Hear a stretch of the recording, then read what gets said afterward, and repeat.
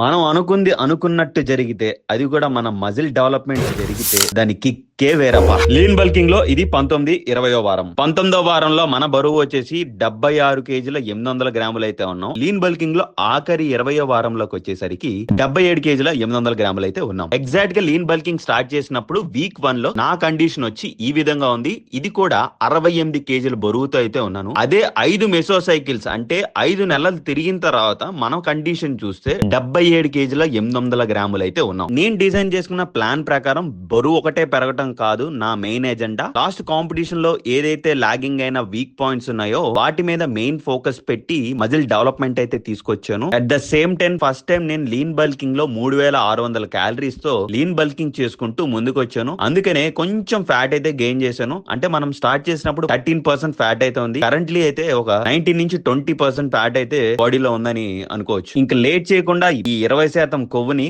Cut చేయబోతున్నాం. అంటే next week నుంచి సమ్మర్ కట్ డైలీ వ్లాగ్స్ అయితే వస్తున్నాయి. నన్ను చాలా మంది పర్సనల్ గా మెసేజ్ చేసి అన్న డైలీ వీడియోస్ పెడతానికి ప్రయత్నించండి అన్న, మిమ్మల్ని చాలా మిస్ అవుతున్నాం, మీ వీడియోస్ చూస్తే కొద్ది గొప్ప మోటివేషన్ తో ముందుకి సాగుతూ లైఫ్ ని లీడ్ చేస్తున్నామని చాలా మంది పర్సనల్ గా కలిసినప్పుడు గానీ మెసేజ్ చేసినప్పుడు గానీ చాలా మంది చెప్తున్నారు. ఇక నుంచి మీరు మిస్ అయిన నా కంటెంట్ రెగ్యులర్ గా డైలీ వీలాగ్స్ అయితే రాబోతున్నాయి. ఎంతో మందికి నచ్చి మెచ్చే నా చివరి మాట వాటి కన్నా గొప్పగా సరికొత్తగా కనిపించాలని కోరుకుంటూ ప్రయత్నిస్తూ రేపటి నుంచి రెగ్యులర్ గా కలుసుకుందాం.